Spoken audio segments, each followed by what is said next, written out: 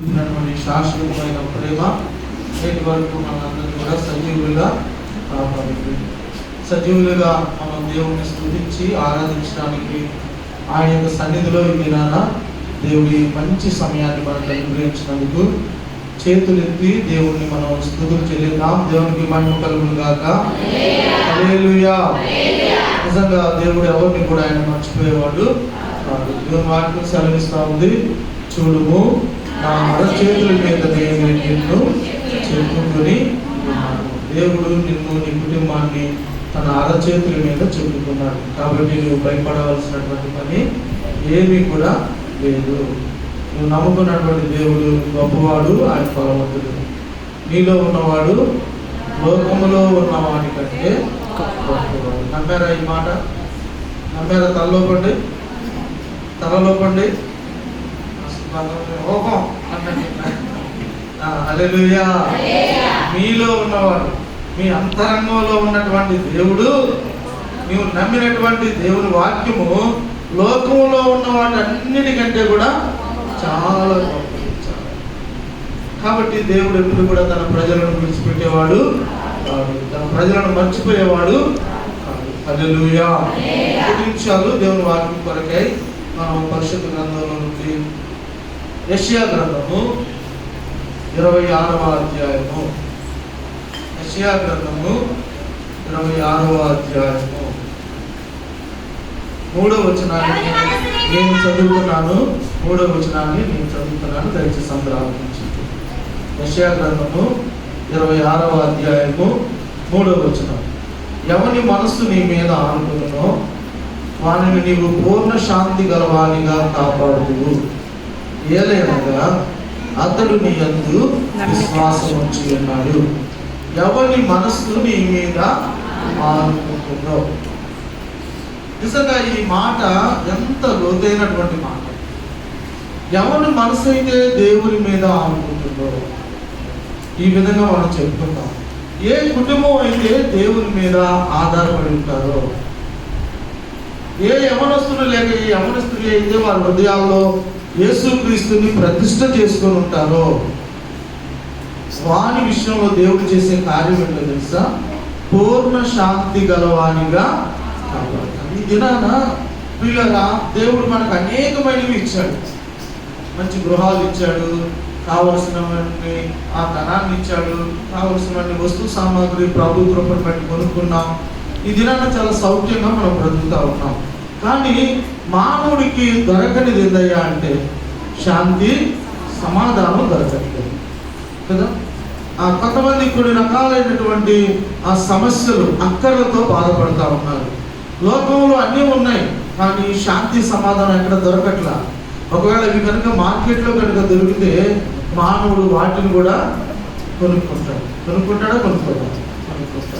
ఈ దినాన చాలా దేశాల మధ్య సమాధానం లేదు. చాలా మంది వ్యక్తుల దగ్గర మధ్యలో సత్సంబంధం లేదు.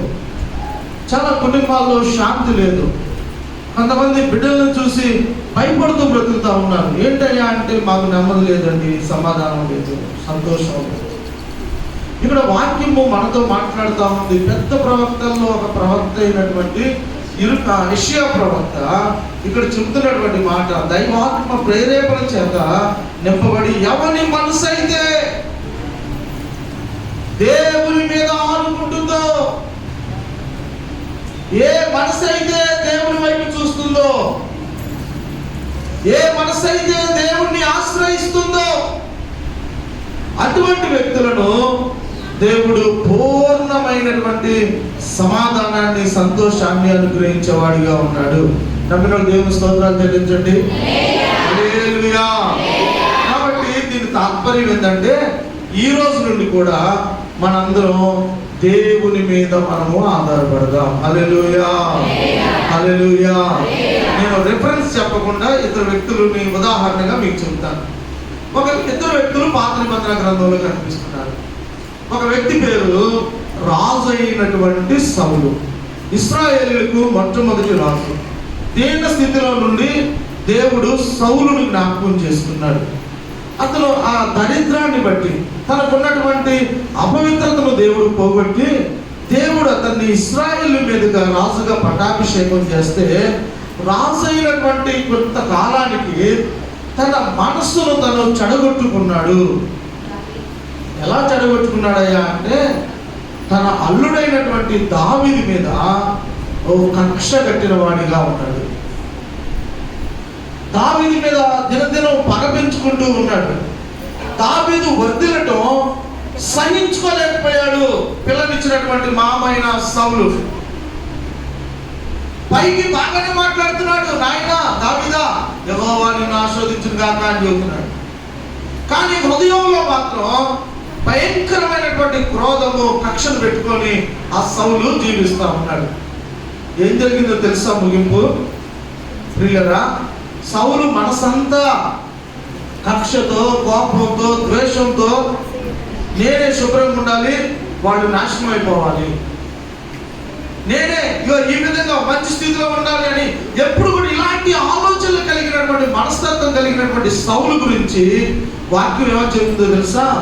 సౌలు ముగింపు ఎలాగుందయ్యా అంటే తన ఈట మీద పడి చచ్చిపోయాడు. ఎక్కడ చెప్పాలందరూ? తన ఈట మీద. ఈట అమ్మా చాలు. సౌలు దగ్గర ఉన్నటువంటి ఈట ఇతరులు చెప్పడానికి తన చేతిలో పట్టుకొని దావీదును చెప్పడానికి ప్రయత్నం చేసినటువంటి సౌలు ఆఖరికి తన ఈట మీద పడి చచ్చిపోయాడు. భయంకరమైనటువంటి చావు. ఎవరైనా మామూలు వ్యక్తి? అమ్మా ఇక్కడే ఉన్నారా? ఎవరు సౌలు? ఇశ్రాయేలుకు మొట్టమొదటి రాజు. 40 సంవత్సరాలు ఇశ్రాయేలుని పరిపాలించిన వాడు. ఆఖరికి ఎలాంటి చావు వచ్చిందంట? తన ఈట మీదే పడి. ఎవరికో గోతులు తవ్వుతామంట, కానీ ఆఖరికి తెలియక ఏమవుతాము? తన తవ్విన గోతులోనే పడిపోతాడు. నిజంగా సౌలు మనసంతా కూడా కుళ్ళుతో, కోపంతో, అసూయతో నింపబడి ఉన్నాడు. మరొక వ్యక్తి ఉన్నాడు పాత నిబంధన గ్రంథంలో పిల్లరా, అతని పేరు సంసోను. ఎవరంట? సంసోను. సంసోను గురించి ముగింపులో మాట్లాడుకుందాం. వచ్చేసరికి సంసోను జీవితం ఎలా ఉందయ్యా అంటే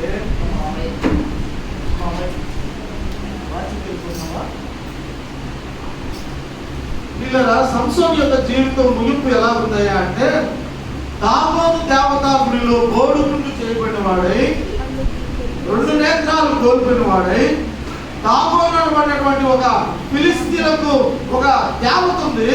ఆ దేవత యొక్క గుడిలో అక్కడ ఉన్నటువంటి స్తంభానికి అతను ఆనుకున్నట్లుగా వాక్యము సెలవిస్తాము. ఒకప్పుడు చాలా బలం కలిగిన వాడు, ధైర్యశాలి, ఎంతో మందిని తన చేతులతో చంపినవాడు, పద్మసింహం లాంటి క్రూరమైనటువంటి జంతువులు చంపినవాడు. ప్రియులరా, ఆఖరికి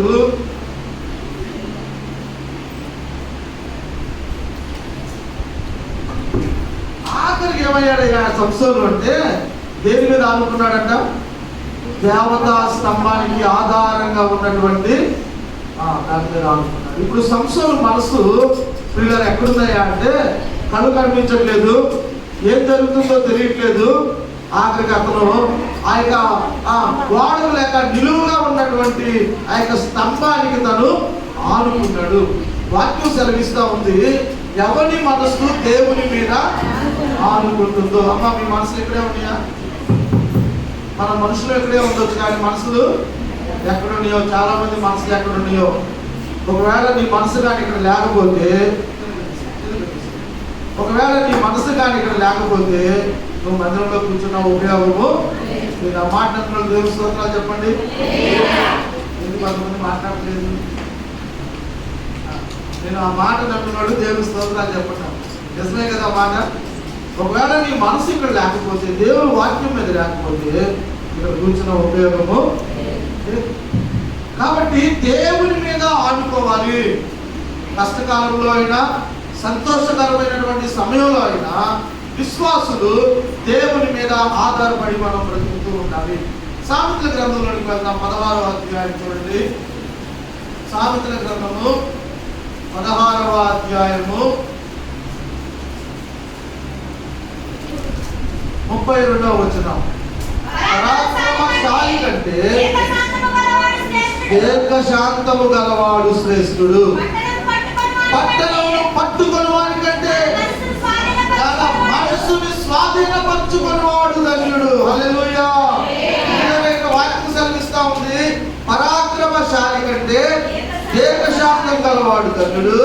పట్టణమును పట్టుకునేవాడి కంటే, పట్టణాన్ని పట్టుకునేవాడి కంటే కదా వీళ్ళరా తన మనస్సును స్వాధీనపరచుకునేవాడు ధన్యుడు.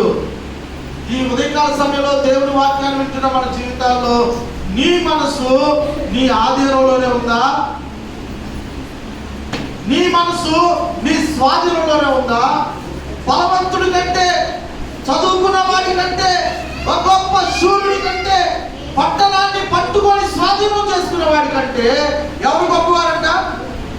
తమ మనస్సును స్వాధీనంలో ఉంచుకున్న వారు గొప్పవారు. హల్లెలూయా. నీ మనసును నువ్వు స్వాధీనంలో ఉంచుకోవాలి.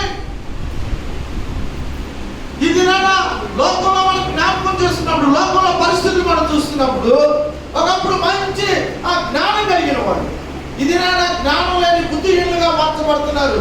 కారణం ఏంటయ్యా అంటే మనసును స్వాధీనంగా ఉంచుకోవట్లేదు. ఒకప్పుడు మంచి విశ్వాసే, మంచి ప్రార్థనలే, కానీ ఈ రోజున ఆ విశ్వాసి పిశాచిగా మార్చబడిందంటే కారణం మనస్సును స్వాధీనం ఉంచుకోవట్లా.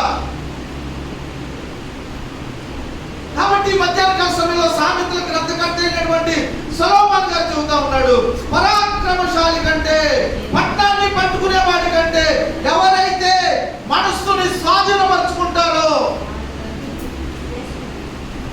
మాట్లాడే ముందు, వినే ముందు, ఒక పని చేసే ముందు ఎవరైతే తమ ఆలోచన, తమ మనసును స్వాధీనంలో ఉంచుకుంటారో వాడు ఎవరంటే వాక్యం చెబుతా ఉంది, వాళ్ళు శ్రేష్టమైన వారు. హల్లెలూయా. కాబట్టి నా ప్రియమైనటువంటి దేవుని బిడ్డలారా, ప్రభు యొక్క పనిలో చేవేసే మనందరం కూడా దేవుని యొక్క సన్నిధిలోనే కాదు, గ్రామంలోనే కాదు, మనం ఎక్కడ ఉంటున్నా మన మనస్సును మనం జాగ్రత్తగా పరీక్షించుకోవాలి. అందుకనే పౌలు భక్తుడు చెప్పాడు కొరింథీయులకు రాసిన పత్రికలో, ప్రతి వాడు తనను తాను పరీక్షించుకొనవలెను అన్నాడు ఒక మాట. రెండో మాట ఏం చెప్పాడంటే ప్రతి వాడు తనను తాను విమర్శించుకోవాలి అని చెప్పాడు. ఈ వారం అంతా మన మనసులు ఎలా ఉన్నాయి? ఎటువంటి మాటలు మన మనసుల్లో నుండి బయటకు వచ్చాయి? నిజంగా ప్రభు సన్నిధికి వచ్చాం, ఇది దేవుని ఆలయం కదా, ఈ స్థలంలో పనిచేస్తే ప్రార్థన చేస్తే దేవుడు ప్రార్థన ఆలకిస్తాడు కదా, దేవుని యొక్క ఆ మహిమ ఈ స్థలంలో ఉంటుంది కదా. దేవుని ఆరాధించడానికి వచ్చినటువంటి మన జీవితాల్లో ఈ వారం ఎలా గడిచింది? ఈ వారంలో మన మనసు, మన ఆలోచన, మన తలంపులు, మన క్రియలు దైవ చిత్తానుసారంగానే ఉన్నాయా? మన శుక్రవారం అందరూ కలిసి ప్రార్థన చేశారు, 30 మంది వచ్చారంటే నాకు చాలా సంతోషం వేసింది కదా. నేను అడగకుండానే ఎంతమంది చెప్పారు నాకు, నేను అడగలా ఎలా జరిగిందని, అడగలేదు మర్చిపోయాను మొన్న, కానీ ఇంకా ఎంతమంది చెప్పారు అయ్యారు మొన్న శుక్రవారం 30 మంది వచ్చారు, 30 మంది వచ్చారు. ప్రతి శుక్రవారం చాలా మహిమకరంగా ఒక్కొక్కరు బాధ్యత తీసుకుంటున్నారు. ఆ బాధ్యతకు నిజంగా మీరు ఎంత ప్రార్థన చేశారో బాధ్యత తీసుకున్నామని. ప్రభా ఈ వారం పరిచయం చేసే బాధ్యత నాకు అప్పటిపడయ్యా, సేవకుడు అనేకులు నడిపించుండయా అని చెప్పని మీరు ప్రార్థన చేస్తుంటారు. నాకు వాక్యం చదివాం, నేను ఇప్పుడు చెప్పిన దానికి కనెక్టింగ్ మాట కూడా చెప్పండి. 145వ కీర్తనలో తనకు నిజముగా మొదలుపెట్టి వారికి హల్లెలూయా ప్రార్థన చేసే ఉంటారు కదా. బాధ్యత తీసుకున్న వాళ్ళందరూ ఒక్కొక్క వారం ఒక్కొక్క బాధ్యత చెప్పాం, అందరికి ఇస్తాం బాధ్యత. ఇక్కడ మాకు ఎవరు చుట్టాలు లేరు, ఇక్కడ మాకు ఎవరు శత్రువులు కూడా లేరు, అందరికీ బాధ్యత ఇస్తాం. ఆఖరికి సౌజన్యం కూడా ఇస్తాం, ఊరిలో వచ్చిన పరిచయం చేయాల్సిందే అంతే. కాబట్టి అందరికీ బాధ్యత వస్తుంది. ఒక వారం ఆ పక్కన వాళ్ళు, ఒక వారం ఆ సైడ్ వాళ్ళు, అందరికీ ఆ విధంగా అందరికి ఇస్తాం. మాకు వరుసగా ఎవరైనా మీరు అనడానికి వీలు లేదు. ప్రార్థన వారం అంతా ప్రార్థన చేస్తాం, దేవుడు ఎవరిని ప్రేరేపిస్తే వారికి పరిచర్య అప్పగిస్తాము. మీరు ఆ విషయాన్ని జ్ఞాపకం చేసుకోండి.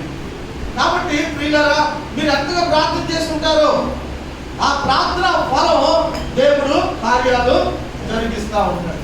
ఇక్కడ వాక్యాన్ని మనం జ్ఞాపకం చేసుకున్నప్పుడు నా ప్రియమైనటువంటి దేవుని బిడ్డలారా, బైబిల్ గ్రంథంలో కొంతమంది వ్యక్తులు తమ మనసులను స్వాధీనంలో పెట్టుకోలేకపోయారంట. బైబిల్ గ్రంథంలో కొంతమంది వ్యక్తులు తమ ఆలోచన, తమ మనసులను ఆధీనంలో పెట్టుకొని బ్రతికారంట ప్రభు కొరకు.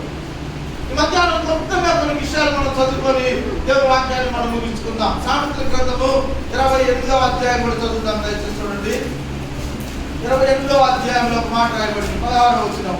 వివేకము లేని వాడవై జనులను అధికముగా బాధపెట్టు అధికారి దుర్లాభమును ద్వేషించువాడు దీర్ఘాయుష్మంతుడు అవుతాడు అనేసి అని చెప్పని ఇక్కడ చెబుతూ ఉన్నాడు. ప్రియులారా, బైబిల్ గ్రంథాన్ని మనం జ్ఞాపకం చేసుకున్నప్పుడు కొంతమంది వ్యక్తులంట వివేకము లేకుండా జనులను అధికంగా బాధపెట్టేవాడు కదా.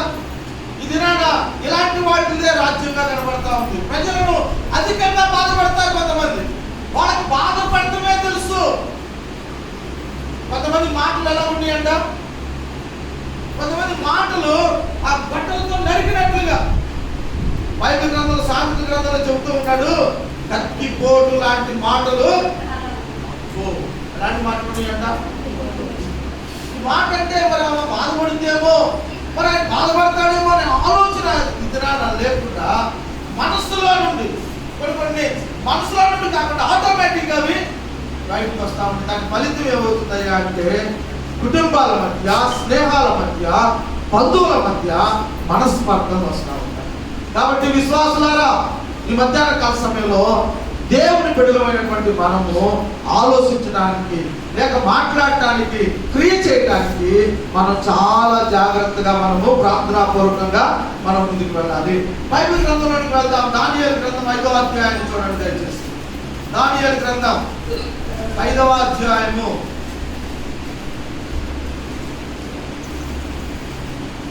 5వ అధ్యాయం. పిల్లలు నేను చదువుతున్న 2వ వచనం. బెల్షాజర్ ద్రాక్షారసము త్రాగుచుండగా తానును తన అధిపతులను, తన రాణులను, తన ఉపపత్నులను వాటిలో ద్రాక్షారసం పోసి త్రాగునట్లు తన తండ్రి యొక్క నెబుకద్నెజరు యెరూషలేము ఆలయములో నుండి తెచ్చిన వెండి పాత్రలను, బంగారు పాత్రలను తెమ్మని ఆజ్ఞయించాడు. ఎవరంటే ఈయన? నేను క్లుప్తంగా వాక్యాన్ని ముగిస్తాను. క్లుప్తంగా వాక్యాన్ని మీకు కథ చెప్పేటప్పుడు చూద్దాను. దయచేసి నిద్రపోయేవాళ్ళు లేపండి. నిద్రపోయేవాళ్ళు లేపండి. ఒకసారి మీ పక్కన చూడండి. కొంతమంది నిద్రపోతున్నారు. ఆ నిద్రపోయేవాళ్ళు లేకపోతే చాలా విచారకరం. దేవుడు దుఃఖపడతాడు. నిద్రపోయే భక్తులారా, మీరు కళ్ళు తెలుస్తున్నారు కాక నిద్రపోయేవాళ్ళు చెప్పండి. దానియేలు గ్రంథంలో మనం జ్ఞాపకం చేసుకున్నప్పుడు ప్రియమైనటువంటి దేవుని బిడ్డలారా, ఆ యొక్క బబులోను సామ్రాజ్యాన్ని ఆ నలుగురు గొప్ప రాజులు పరిపాలిస్తూ వచ్చారు. ఎవరు ఆ నలుగురు అయ్యా అంటే, ఒక వ్యక్తి నెబుకద్నెజరు, రెండో వ్యక్తి బెల్షాజర్ అనబడినటువంటి రాజు పరిపాలన చేశాడు, మూడో రాజు దర్యావేషు అనబడినటువంటి రాజు పరిపాలన చేశాడు, నాలుగో రాజు కోరేష్ అనబడినటువంటి రాజు. ఈ నలుగురు రాజులు బబులోను రాజ్యాన్ని పరిపాలించారు. ఇప్పుడు బబులోను రాజ్యానికి ఇప్పుడు ఉన్నటువంటి పేరేంటో తెలుసా? ఇరాక్ అంటారు. ఇరాక్ అనే కొన్ని అరబ్ కంట్రీస్ ఉన్నాయి. ఇందులోనికి ప్రసిద్ధి. ఆ ఇరాక్ రాజ్యాన్ని బైబిల్లో బబులోను సామ్రాజ్యం అని చెప్పని పిలిచారు. వీళ్ళరా, ఈ బబులోను సామ్రాజ్యంలో జరిగినటువంటి ఒక కార్యం ఏంటయ్యా అంటే, ఆ రాజు అయినటువంటి బెల్షాజరు ఒక రోజున తన అధిపతులకి 1000 మందికి ఒక మంచి పార్టీ ఇచ్చాడంట. ఒక మంచి పార్టీ ఏర్పాటు చేశాడు. ఏర్పాటు చేసి వచ్చిన వారందరికీ కూడా రకరకాల భోజనాలు సిద్ధపరిచాడు. అంత మాత్రమే కాదు, తను, తన ఉపపత్నులు, తనతో పాటు ఉన్నటువంటి ఆ యొక్క అధికారులు ద్రాక్షారసం తాగాలి అనేసి అని చెప్పని ద్రాక్షారసం త్రాగడానికి యెరూషలేము ఆలయములో నుండి బంగారు పాత్రలను తెప్పించుకున్నాడంట. ఎందుకు తెప్పించాడు యెరూషలేము ఆలయంలోని పాత్రలు? చెప్పాలందరూ చెప్పండి. దేనికి? ద్రాక్షారసం తాగడానికి. రాజుగారి ఇంట్లో పాత్రలు లేవా? ఉండవా కదా? తాగడానికి పాత్రలు ఉండవా? చాలా విలువైనటువంటి పాత్రలు ఉన్నప్పటికీ కూడా ఈ బెల్షాజరు మనసు దేని మీద పడింది? దేవుని ఆలయంలో ఉన్నటువంటి ఆ వస్తువుల మీద పడింది. దేవుని ఆలయంలో ఉన్నటువంటి ఆ సామాగ్రి మీద ఒక రాజు గారు కన్నుబడిందంట. మనసును ఆధీనపరుచుకున్నాడు ఈ రాజు? పరుచుకోలేదు. అరే అది సేవాపకరణాలు, అవి దేవుని పరికరాలు, దేవుని పరిచర్య కొరకు వాడవలసినటువంటి సామగ్రిని నేను ముట్టితే శాపగ్రస్తుని అవుతాను అనే భయం లేకుండా ఏం చేశాడో తెలుసా? తన పనివారిని పిలిచాడు. వెళ్ళిపోయి ఆ యెరూషలేము దేవాలయంలో ఉన్నటువంటి బంగారు పాత్రలు, ఆ బంగారు జగ్గులు, ఆ గ్లాసులు తీసుకొని రండి అని చెప్పని ఆ వాటిలో ద్రాక్షారసాన్ని పోసుకొని ఆమెకు వచ్చాడు. ద్రాక్షారసం అధికముగా తాగే వారితో స్నేహము చెయ్యొద్దు అని వాక్యం సాగిస్తాం కదా.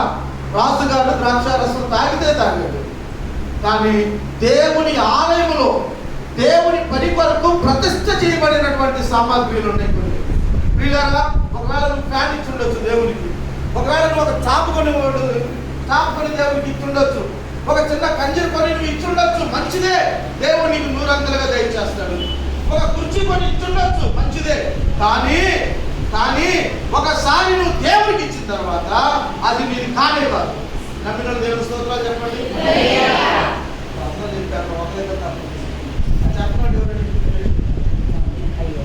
ఒకసారి నీ చేతులు దేవునికి కానిస్తే దాని గురించి నువ్వు లెక్కడమని బైబిల్ చెబుతుందా? దాని గురించి ఆలోచించమని దేవుడి వాక్యం చెబుతుందా? దాని కొరకు నియమించబడిన వారు ఉన్నారు కొంతమంది. దేవుడు తన పని కొరకు సంఘంలో సేవకుడిని ఏర్పాటు చేసుకుంటాడు. సేవకుడు పని సేవకుడు చేస్తాడు. సంఘంలో దేవుడు పెద్దలు ఏర్పాటు చేసుకుంటాడు. పెద్దల పని పెద్దలు చేస్తారు. సంఘంలో దేవుడు కొంతమందిని డీకన్స్ ఏర్పాటు చేసుకుంటాడు. డీకన్స్ అంటే పరిచారకులు దేవుడు ఏర్పాటు చేసుకుంటాడు. పరిచారకులు పరిచర్య చేస్తారు అంతే. పాస్టర్ గారు పరిచర్య చేయాలి, సంఘ పెద్దల నుంచి వాక్యం చెప్పాలంటే కాదు. దేవుడు ఎవరికి ఏ తలాంతు ఇచ్చాడో ఆ తలాంతుని దేవుని మహిమాత్మై ప్రతి ఒక్కరు కూడా వాడాలి. కాబట్టి ప్రియులారా, ఒకసారి నువ్వు దేవునికి ఇచ్చిన తర్వాత దాని గురించి నువ్వు తొంగి చూడకూడదు. విచారకరమైన సిగ్గుపడాల్సిన విషయం ఏంటో తెలుసా? ఒక ఊళ్ళో ఒక సంగతి జరిగింది ఈ మధ్య రీసెంట్ గా. ఆ కుర్రాడు యవనస్తుడు దేవుని మందిరంలో కీబోర్డ్ ప్లే చేస్తా ఉంటాడు. పాస్టర్ గారికి ఆయనకి ఏదో చిన్న కీసులాట వచ్చింది. ఏం కీసులాట కాదులేండి, ఆయనకి పాట చెప్పలేదంట అబ్బాయికి. అతను అడిగాడు, చర్చి మానేశాడు, రాయిపూడి వెళ్ళిపోయాడు. 2 వారాలు వెళ్ళాడు. 3వ వారం అంతా చేతిలో డబ్బులు లేవు. అప్పుడు ఏం చేశాడు అంటే మంతనాలు చేస్తూ వచ్చాడు. మంతనాలు అంటే ఏదో తెలుసా? నీలాంటి వాళ్ళని పట్టుకొని అసలు నా గురించి పాస్టర్ గారికి ఏమైనా ఆలోచన ఉందా, ఆయన నేను రాకపోతే మా గృహాన్ని ఏమైనా దర్శించాడా అని రాయబారం పంపించాడు. ముందేమో వాసానికి పోయాడు 2 వారాలు, 3వ వారం చేతిలో డబ్బులు లేకపోయేసరికి మధ్యవర్తులు పంపించాడు పాస్టర్ గారు. మా ఊళ్ళో ఒకడంతా రోషానికి పోయి రోడ్డు వెనక్కి కట్టుకున్నాడు. రోడ్డు మోస్తాడమ్మా, పెద్ద పెద్ద రోడ్లు ఉండే కదా, ఇంత ముందు పండుగ వస్తే పిండి పడతా ఉంటారు. ఒకటి రోషానికి పోయి రోడ్లు కట్టుకున్నాడంట మేడకి. అలానే వీడి పరిస్థితి కూడా అయిపోయింది. తర్వాత మధ్యవర్తి తెలిసి సేవకుడు వచ్చాడు. వచ్చి ఏంటయ్యా పరిస్థితి అని వాళ్ళిద్దరి మధ్య కొన్ని మాటలు జరుగుతూ ఉంటాయి. ఆ వ్యక్తి అన్న మాట ఏంటో తెలుసా? నేను ప్రతి వారం కీబోర్డ్ ప్లే చేస్తున్నా, నువ్వు నాకు అందిస్తున్నాడు అన్నాడు. ఏమన్నాడు చెప్పండి అందరూ? నేను ప్రతి వారం కీబోర్డ్ ప్లే చేస్తున్నా, నాకు ఎంత ఇస్తున్నాను డబ్బులు అంటే. ఇప్పుడు వాడు ప్లే చేసింది దేనికోసం? డబ్బుల కోసమా? నేను పాటలు పాడింది డబ్బుల కోసమా? నేను వాక్యం చెప్పేది డబ్బుల కోసమా? మనం ఆలయానికి వచ్చింది డబ్బుల కోసమా? కాదు. బిడ్డలారా, దేవుని బిడ్డలారా, దేవుని సేవకుడిగా తెలియజేస్తున్నాడు. ఒకసారి నీ చేతుల నుండి బయటకు వెళ్ళిపోతే దాని గురించి నువ్వు లెక్కనకూడదు. ఒకసారి నువ్వు దేవునికి సమర్పిస్తే, దేవునికి ఇస్తే మరలా నువ్వు దాన్ని ఆశించకూడదు. ఆశిస్తావు అన్నాడు దేవుని స్తోత్రాలు చెప్పండి. నేను అందరికీ చాలా ఉన్నాను. ఎందుకో తెలుసా? దేవునికి ఇచ్చిన తర్వాత ఇది నాది అని నువ్వు నిద్రపోతా కూడా చెప్పొద్దు. నీ ప్రాణం పోయినా ఇదిగో ఇది నాది, నేను ఇచ్చాను అని చెప్పొద్దు. ఒకవేళ నువ్వు ఇక్కడ చెప్పావా, అక్కడ నీ పేరు ఉండదు. ఒకవేళ ఇక్కడ రాపించుకున్నావా పుస్తకంలో, సనపెద్దలారా ఒక పుస్తకం పెట్టి రాయి నా పేరు అన్నావా, పరలోక రాజ్యంలో దేవుడు నీ పేరు రాయడు. కాబట్టి దేవునికి ఇచ్చిన తర్వాత దానిని ఎవరు కూడా ఆశించొద్దు. అది కులిపోయినా, అది తుప్పుపట్టినా ఇక్కడే తుప్పుపడుతుంది.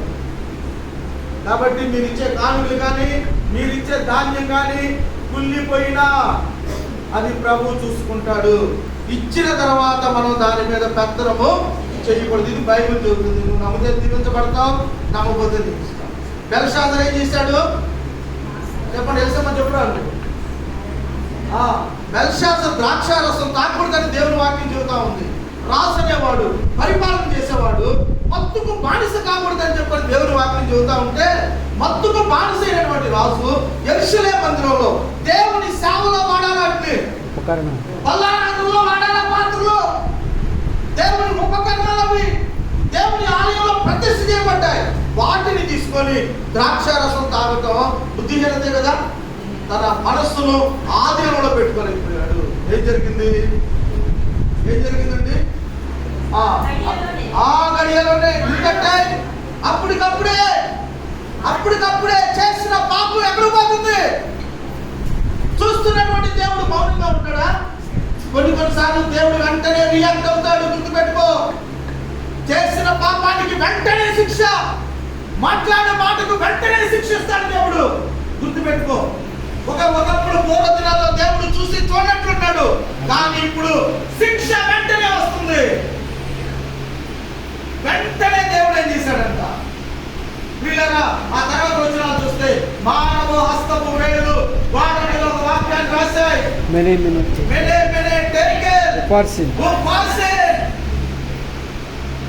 ఎందుకు రాశారండి? దేవుడు బెల్షాజరు ముట్టకూడని వస్తువులు ముట్టాడు, ఆశించకూడని ఆశించాడు. ప్రియమైనటువంటి దేవుడు బిడ్డలని రాజుని నేను ఏమైనా చేయగలుగుతాను అనుకున్నాడు. నా మనసు చెప్పిందే నేను చేస్తాను అనుకున్నాడు. నన్ను అడిగేవాడు ఎవరున్నారు ఈ సంఘంలో? నన్ను ఎవరు అడుగుతారు అనేసి అనుకున్నాడు. ఇవన్నీ కూడా సాతాను యొక్క తలంపులు. వాక్యాన్ని చూద్దాం. అదే 5వ అధ్యాయం 20వ వచనం చదవండి దయచేసి. అయితే అతడు మనస్సున అతిశయించి, చాలండి, మనస్సున అతిశయించి, అమ్మా నీ మనస్సును ఆధీనపరచుకోకపోతే, నీ మనస్సు ఏదైతే ఇష్టపడుతుందో అదే నిన్ను నిద్ర పట్టుకొని చేస్తుంది. గుర్తుపెట్టు. నీ మనసు ఏ పాపం మార్గంలోకి అయితే నడిపిస్తుందో అదే నీ కుటుంబానికి శాపంగా మార్చబడుతుంది. గుర్తుపెట్టుకో. నీ మనసు మాటలు వింటే నీ కుటుంబంలో చేసిన ఆ పాడు పనికి నీ కుటుంబం మాత్రం ఏడవలసి వస్తుంది. గుర్తుపెట్టు. ఇక్కడ రాసైనటువంటి బెల్షాజరు తన మనస్సును అతిశయించాడు. కుటుంబాల్లో నెమ్మది లేకుండా పోవడానికి కారణం మనస్సుని అతిశయించుకోలేకపోవటమే. నీ బిడ్డలు నీ మాట వినకపోవటానికి కారణం నీవు పెద్దవారైనటువంటి నీవు నీ మనసుని స్వాధీనపరచుకోలేకపోవటం వాళ్ళ మీద ఎఫెక్ట్ పడతా ఉంది. నిజంగా బెల్షాజరు యొక్క ముగింపును మనం జ్ఞాపకం చేసుకున్నప్పుడు ఆ 23వ వచనంలో ఉన్నాడు, బెల్షాజరు అతని కుమారులకు నీవు ఈ సంగతి ఎరిగి ఉండియు నీ మనస్సును నువ్వు అణుచుకోలేదయ్యా, నువ్వు అణుచుకోవాలా. అందుకే నీ ఇంట్లో శాపం, నీ కుటుంబంలో నెమ్మది లేకపోవడం కారణం ఏంటో తెలుసా? నువ్వు పెద్దదానివే, నువ్వు పెద్దోడివే, కానీ నీ మనసును అతుక్కోలేకపోయావు. నువ్వు దేవుడికి భయపడలేదు. నువ్వు నీ వలన నీ ఇష్టాన్ని నువ్వు జరిగించడం ద్వారా ఈ దినాన నీ కుటుంబంలో కలవరాలు, నీ కుటుంబంలో గొడవలు, నీ కుటుంబంలో రోగాలు. ఈ ముగింపు మనం చూస్తే వీళ్ళరా అతను అన్నాడు కదా, ఇదిగో దేవుడు నిన్ను లెక్క చూశాడు. దేవుడు నీ జీవిత కాలాన్ని, నీ ప్రభుత్వాన్ని, నువ్వు చేసినటువంటి పనులను లెక్క చూసినప్పుడు నువ్వు తక్కువగా కనబడ్డావు. దేవుని ఇంటి నుండి శిక్ష శీఘ్రమే వచ్చింది. హల్లెలూయా, హల్లెలూయా. బెల్షాజర్ నశించిపోవటానికి గల కారణం తన మనసుని కంట్రోల్లో పెట్టుకోలేదు. ఎవరి బిడ్డలారా, మీ మనసులను మీరు ప్రభువుకి అప్పగించుకోకపోతే సాతానుడు మీ హృదయాల్లో తిష్ట వేస్తాడు. గుర్తుపెట్టుకోండి. యవ్వన కాలములో యెఫ్తా కుమార్తెలాగా దేవునికి సమర్పించుకుంటే, యవ్వన కాలములో యోసేపు వలె దైవ దర్శనాలు చూస్తే, యవ్వన కాలంలో ఇస్సాకు వలె దేవుని యొక్క సన్నిధిలో ధ్యానం చేసినప్పుడు దేవుడు బహు బలమైనటువంటి సాధనాలుగా వాడుకుంటాడు. కాబట్టి సామెతల గ్రంథకర్త చెప్పిన మాట ఏంటయ్యా అంటే, ఎవడైతే తన మనసును స్వాధీనపరుచుకుంటాడో వాడు పట్టణాన్ని స్వాధీనపరుచుకున్నవాడు కంటే, ఆ పరాక్రమశాలి కంటే గొప్పవాడు అని వాక్యము సాధిస్తాం. మరొక వాక్యాన్ని మనం చూద్దాం. దినవృత్తాంతముల 2వ గ్రంథము 26వ అధ్యాయము 16వ వచనం.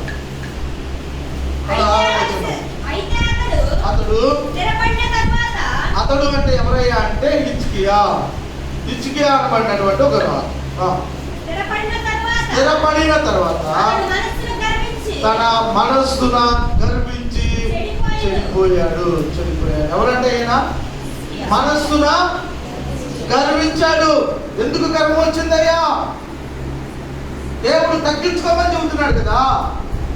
యేసుక్రీస్తు వారు ఆ చెప్పినటువంటి మాట తనను తాను తగ్గించుకున్నవాడు హెచ్చించబడతాడని చెబుతా ఉంటే, ఇక్కడ ఒక వ్యక్తి అంట స్థిరపడిన తర్వాత, హల్లెలూయా చెప్పండి, మంచి ఉద్యోగం వచ్చిన తర్వాత, నాకు ముందు బాగానే ఉన్నారు, అనిగి ఉన్నారు కదా, తగ్గించుకొని ఉన్నారు, ఎప్పుడు ప్రార్థన దేవుడు పరిచర్య అన్నారు.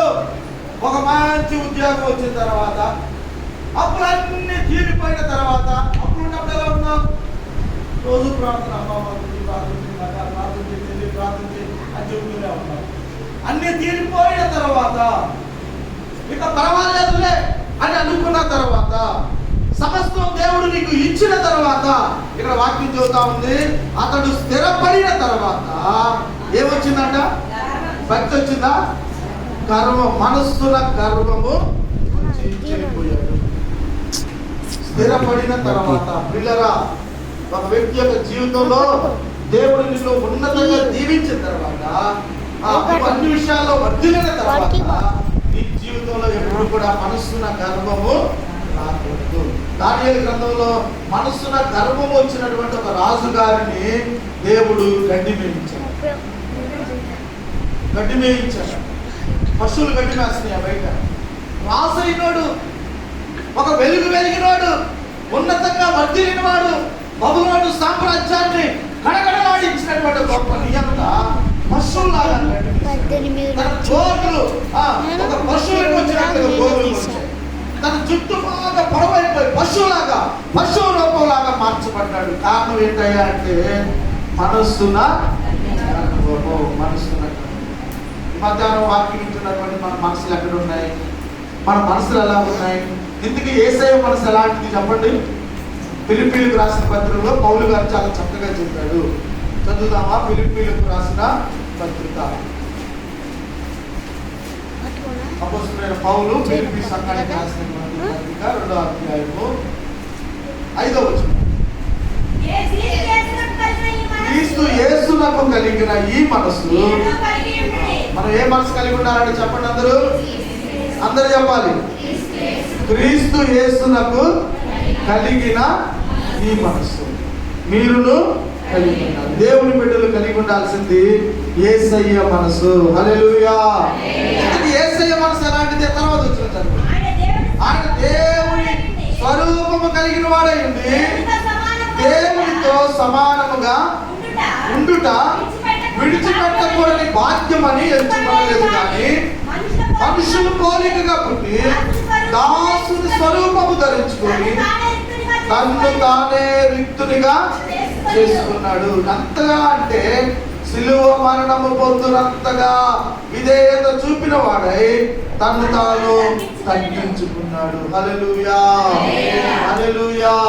యేసయ్య మనసు ఎలాంటిదంట?